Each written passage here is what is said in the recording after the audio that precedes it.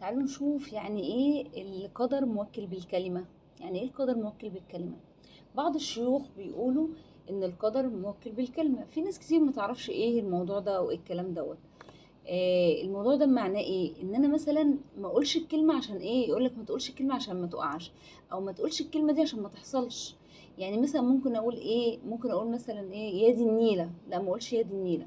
يعني يقول لك يا دي النيلة دي غلط، ما تقولش يا دي النيلة. بيقول لك انت كده قلت كلمة. يعني ايه ده؟ في العلماء بقى بيقولوا كده ان النيلة دي هتيجي، انت بتنادي على النيلة دي مثلا او الحاجة دي، فما تقولش يا دي النيلة. ما تقولش مثلا يا نهار اسود. يا نهار اسود، ما انت القدر موكل بالكلمة. اللي ممكن فعلا يبقى النهار اسود، لا انا ممكن ابدل الكلمات دي. يعني بدل ما اقول يا نهار اسود اقول يا نهار ابيض. حتى لو حاجة ايه، حاجة وحشة حصلت اقول يا نهار ابيض، عشان نبدل ايه، نبدل ان شاء الله القدر ما يحصلش. طيب ممكن اقول مثلا بدل ما اقول يا دي النيلة اقول مثلا ايه ربنا يستر ان شاء الله خير. ما نقولش مثلا ايه يا دي النيلة والكلام ده، لا ان شاء الله خير. طيب لو في حاجة مثلا حصلت وسمعت حاجة حصلت والكلام ده، هو ده هيبقى يوم اسود مثلا علينا، ممكن نقول كده. ده هيبقى يوم اسود، ده هيبقى يوم مش عارفة طين، ده هيبقى يوم.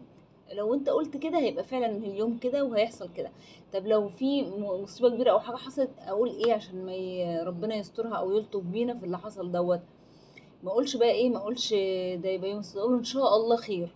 ان شاء الله خير، ان شاء الله ربنا يلطف بينا، ان شاء الله خير. ابدل الكلمات. احنا نبدل الكلمات بحاجات بسيطة علشان فعلا بيحصل ان ممكن اقول كده الحاجة دي تحصل. يوم اسود هيبقى فعلا يوم اسود. ممكن الناس تقول انا مش قصدي، طب ما احنا بنعرف بقى عشان ميبقاش ايه قصدنا، احنا كنا زمان بنقول كده فعلا. فكانت بتحصل حاجات غريبة.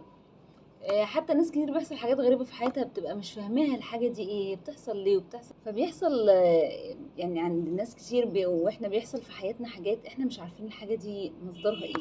ممكن يقولك هو بيحصل معايا كده ليه، هو ليه بيحصل في حاجات كتير احنا مش فاهمينها فعلا في الدنيا، ان ده بيحصل معانا ليه واحنا مبنبقاش قصدنا. ممكن بتحصل معانا بكلمة نقولها، بفعل نعمله من غير ما نقصد، وكلمة نقولها من غير ما نقصد، وحاجات كتيرة.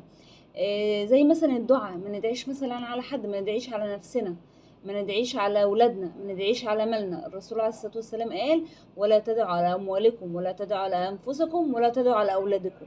ان فعلا الدعاء، انا لو دعيت مثلا يقول لك من ورا قلبي، مفيش حاجه اسمها من ورا قلبي. يعني استحاله ادعي على ابني اقول له مثلا ربنا ياخدك واقول اصل من ورا قلبي. لا، ربنا ملوش دعوه ورا قلبك ولا جوه قلبك، هو اللي دعوه انت نطقت وقلت، انت دعيت، انت بتدعي. وفي ساعات بتبقى ابواب السماء مفتوحه.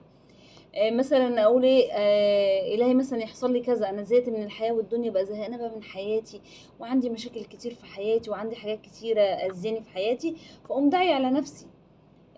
يا رب يحصل لي كذا، يا رب مش عارفه ايه، يا رب كده. فممكن يحصل لي فعلا كده وارجع اندم بعد كده، لان دي بتبقى لحظه غضب، او لحظه ان انا زهقان وقرفان من حياتي، ولحظه بتبقى غضب، فبقول كده وارجع اقول ايه اصل من ورا قلبي، اصل انا ما كانش قصدي ان ادعي.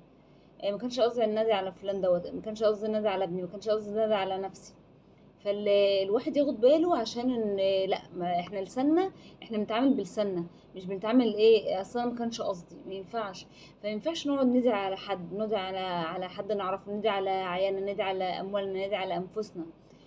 برضو الحاجات دي غلط، علشان ممكن يبقى باب السما مفتوح وربنا يتقبل الدعاء وبعد كده نندم.